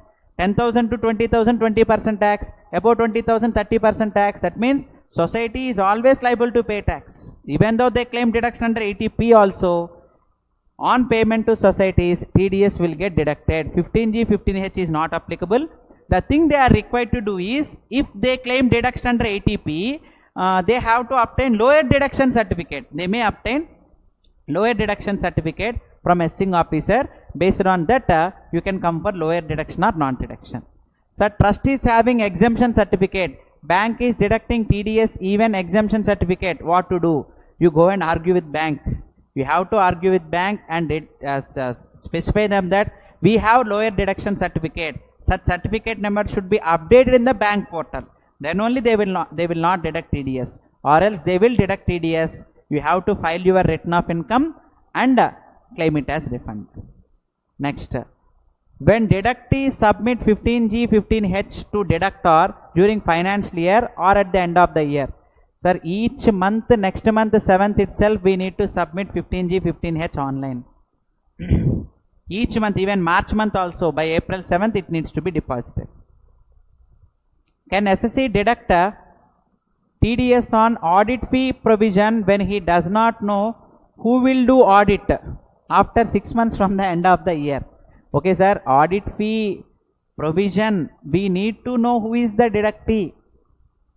If you do not know who is the auditor, then the provision on audit fee is not allowable at all. If you consider ICDS 10, present obligation out of past event, provision can be created. You are creating provision for future obligation. It is not liable for TDS. I mean, it was not liable for expenditure itself. You can claim provisions as expense for an obligation arising now out of past event. But you are going to create provision for future events. It is not eligible for expenditure based on ICDS 10. Okay. Next. Whether TDS to be deducted on GST portion? No. For any section, it may be 194H, I, J, whatever may be. On GST portion, there is no concept of TDS. Okay. Next.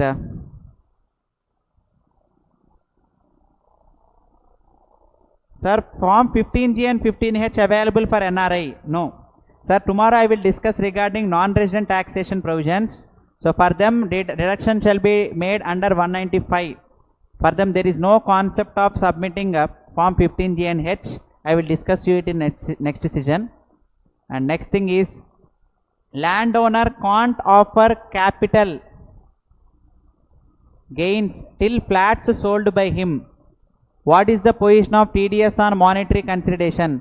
Sir, actually, even though TDS is reflected in 26 AS, if you are going to offer such income in next year, you can defer the TDS.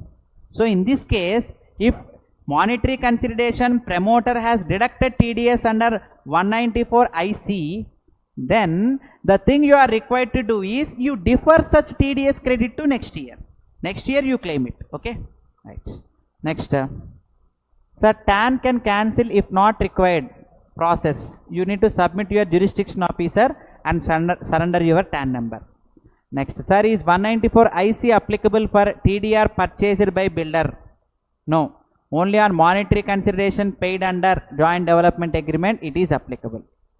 Next. How to calculate TDS on salaried employees? So, sir, watch video from the beginning. I have explained completely regarding salaried employees. You can view it there. If interest is paid to NBFC, how TDS is required to be deducted on interest component? Sir, I have already specified this. Only on interest component only TDS is required to be deducted.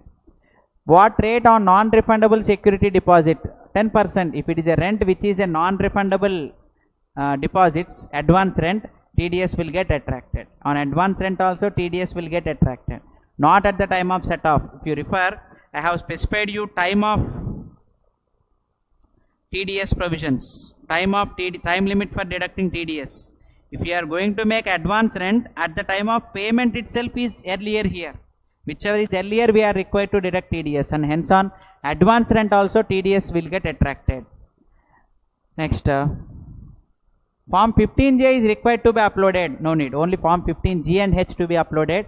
J need not be required to be uploaded. We have to retain with ourselves. Sir, 80 TTA deduction 10,000 while 194A limit is 40,000. Yes. Why like that means it is a policy of the government. We cannot object this. We need to follow. 80 TTA deduction is only 10,000 whereas 194A deduction is 40,000. Sir, you cannot compare those two sections because 80 TTA is on savings interest, whereas 194A is not on savings interest, it is on FD interest and RD interest. You cannot compare 80 TTA and 194A, both cannot be compared, both were different from each other. TTA is on savings interest, 194A is not on savings interest, it is on RD and FD interest, time deposit interest only. Okay.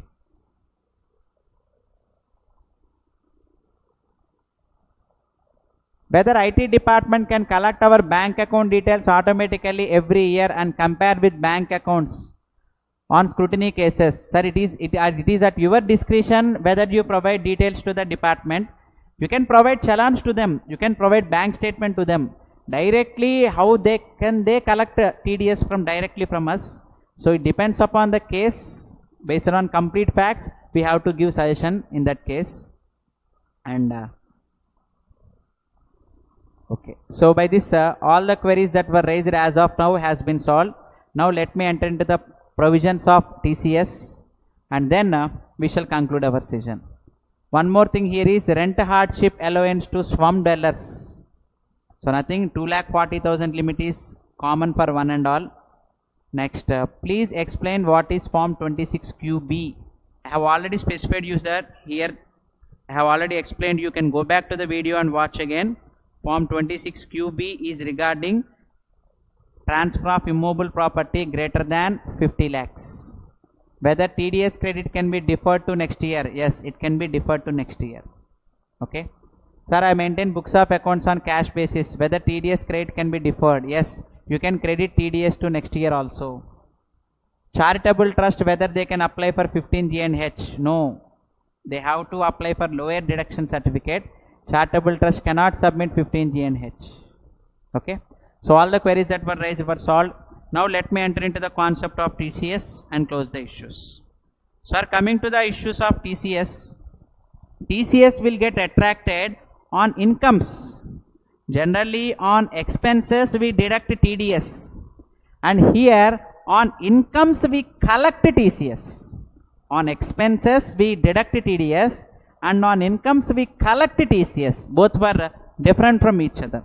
If you consider here TCS, tax collection at source, any alcoholic liquor seller, tendu leaves, that means BD leaves, and any timber obtained under forest lease, scrap, and minerals being core, lignite or iron ore dealer.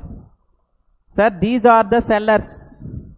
If a seller being alcoholic liquor for human consumption sells this product to a buyer who is a trader but not the consumer. Sir, in this case, let me take an example so that you will get this provision very clear. Definition of the term buyer. So on expenses generally they deduct TDS and on incomes they collect TCS. How much TCS shall be collected? When this TCS shall be collected? Sir, buyer should be a buyer in retail sale. They does not include them.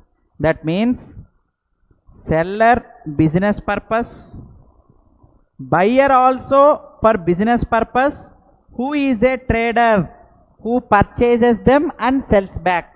Who purchases and sells back. Then such persons only. All the liquor shops practically sell to consumers. We need not collect TCS from the people who purchase such liquor. But these liquor shops, if they are going to make any purchase from the government, then TCS at the rate 1% will be collected to them. Okay. So TCS will get attracted only when seller in the course of business sells this product and buyer also purchases them as a stock in trade. Seller stock in trade, for buyer also if this is a stock in trade, upon purchase of these items, the TCS rate which was specified here shall get attracted is the conclusion. And second question regarding TCS is a very important aspect, motor car. Whether motor car purchase is liable for TCS. Sir, in case of motor car, seller must be a tax audit SC, buyer must be a consumer. If for buyer this motor car is a stock in trade, then TCS will not get attracted. Sir, not only motor car, for all the motor vehicles I am going to discuss you that TCS at the rate 1% has been specified. If the value of the motor car exceeds 10 lakhs, you may make the payment in cash, you may make the payment in check, whatever may be the mode of payment. If the value of the motor vehicle exceeds 10 lakhs, then TCS at the rate 1% will get automatically attracted. So, whether it is at retail level or by manufacturer to dealers. Sir, manufacturer to dealers, no TCS. Last concept of alcoholic liquor is different. Here manufacturer to dealers only TCS. But coming to motor vehicle sale, dealer to customer will only attract TCS. Manufacturer to dealer will not attract TCS. Here the thing that was specified here is, if I buy a motor vehicle from a showroom, the motor vehicle value exceeds 10 lakhs, then they collect from me TCS at the rate 1% and pay it to the government.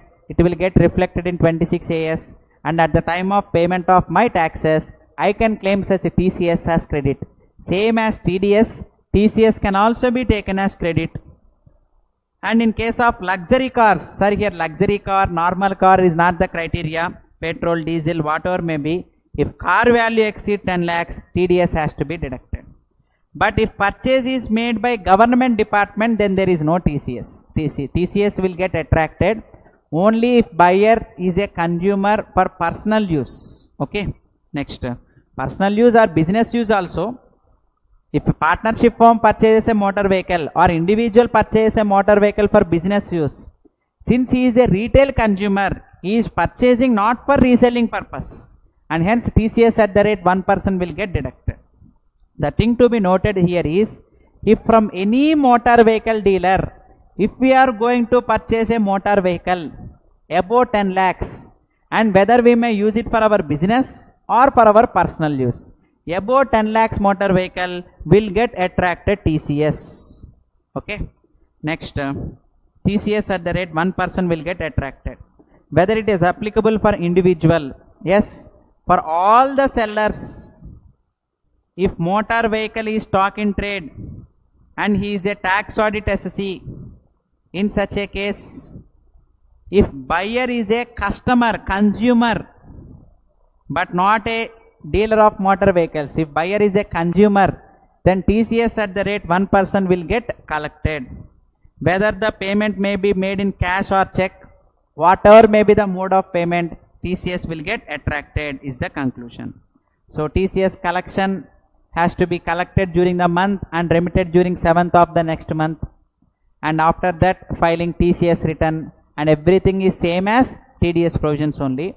The thing to be remembered here from our client point of view is TCS on sale of motor vehicle. If you have any clients dealing with motor vehicles, if they sell a motor vehicle in excess of 10 lakhs, then TCS at the rate 1% will get collected is the conclusion. So by this we have completed our theoretical discussion. Now coming to the queries that were raised here. Sir, for NBFC, one is asking practical procedure. As EMI including interest is recovered by NBFC, how can we retain TDS portion? Sir, you need to pay TDS and then inform to NBFC that we have remitted to TDS. You can check it in your 26 AS. Then NBFC will return back such TDS amount to us. Initially they recover full amount. We cannot retain TDS portion. They recover full amount. We have to pay and produce them the challan and obtain a separate check from them, or next payment has to be reduced, whatever may be. First we need to pay and then claim back from the NBFC. Okay. Next.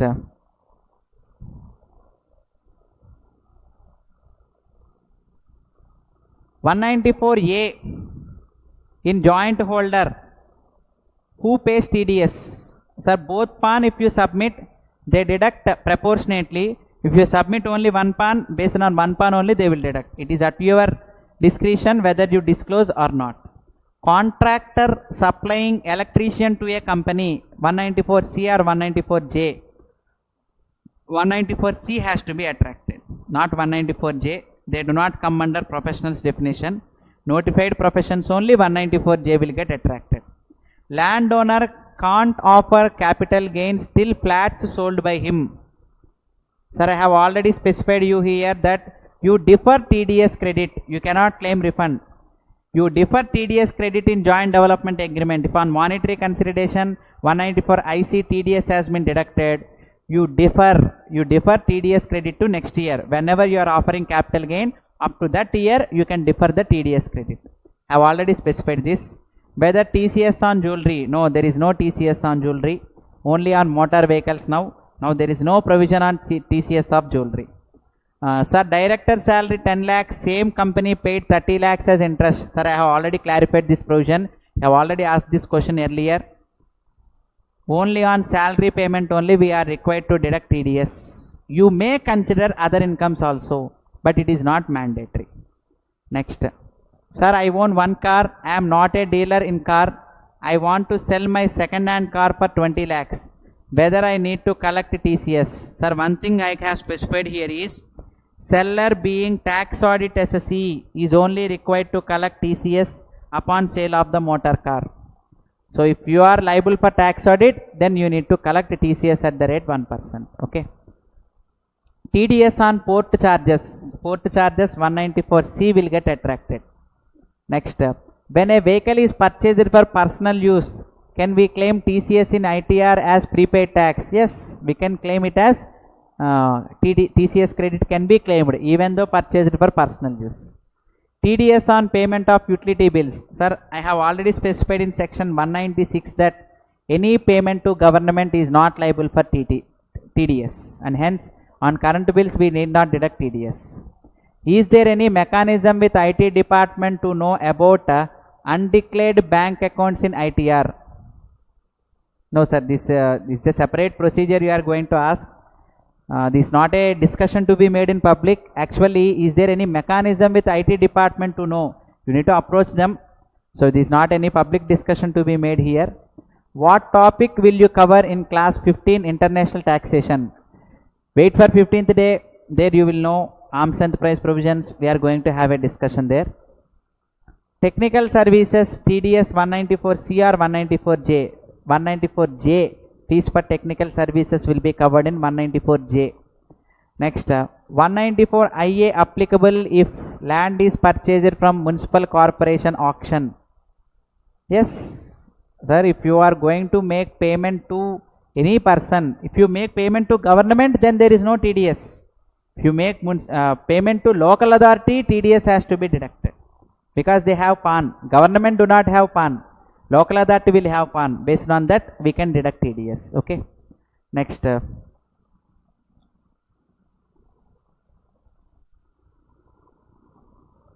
Hospital providing space to doctor for his option, for his OPD, 194C or 194I. Sir, if space has been let out, it comes under rent provision, 194H. If space along with facilities were also given by the hospital, then it comes under 194C. So based upon facts, we need to conclude them. Next, TDS unclaimed in 26 days of last year, revised return not filed, what to do? You try for rectification under 154 so that unclaimed TDS, you have to offer it as income now, then you can claim if refund exists after disclosing it that income also, if still exists, you can claim refund. You try for rectification request under 154. Sir, for banks, shall we show 12A certificate? No, 12A certificate is not sufficient. It's better to obtain lower deduction certificate also. Next, sir, if payment of 25,000 made in cash, whether 40A3 PGBCL. So what is the abbreviation regarding this is the criteria. Okay, let me take one thing. If you make generally payment in cash, 40A3 will get attracted. There are certain exceptions in 40A3. If it was covered in that, then we need not deduct TDS. Then we not attract 40A3 disallowance. Is there TDS in real estate business? Yes. When any SSE who is liable for tax audit, 194 HIJAC will get attracted. Next, how to differentiate professional fees or technical fees? Okay, sir, professional fees and technical fees both were liable to TDS under 194J only. How to differentiate means, if any engineering services were being provided, we have to classify it as a technical service. For all other cases, we have to treat it as a professional service. Once you go through the definition regarding the technical services, based on that we need to make the classification. Next, in case TDS deducted on audit fee provision, CA GST bill after signing audit report next year, he is required to show that income of last year on accrual basis or on current year. Sir, we can show it on current year only. Even though client, if he had deducted TDS by 31st March, then we have to show on accrual basis. If he has not deducted, we can show it in next year. TCS calculation on vehicle invoice cost or road cost. Okay, right. So TCS is on the on-road price. That means on taxes, road tax, insurance fee, this need not be included. Without included them, if the value of the motor vehicle without taxes exceeds 10 lakhs, then TCS is required to be deducted. Next, on property tax payment, TDS is required to local body, not required. On municipal taxes, TDS need not be made again. Next, 27 EQ, this was regarding TCS, just what I have discussed now. And there are certain non-resident TDS provisions. Tomorrow we shall have a discussion regarding such NRA taxation. In case of scrap, is TCS required to be deducted on GST amount? No. On GST amount, there is no provision of TDS and there is no provision of TCS also. Both were not required. Okay. So by this, the queries that were raised here were solved. Some were asking regarding the material. Sir, you please contact the WhatsApp number specified in the description box, so that it will be, we shall share the publications. Next, TCS can collect on GST also or not. No need to collect TCS on GST amount. Without including GST amount only, TCS is required to be collected. Okay. So by this, all the queries that were raised here were solved. Tomorrow, very important discussion we are going to have on non-resident taxation. So by this, we are going to conclude our today's session. So thank you very much.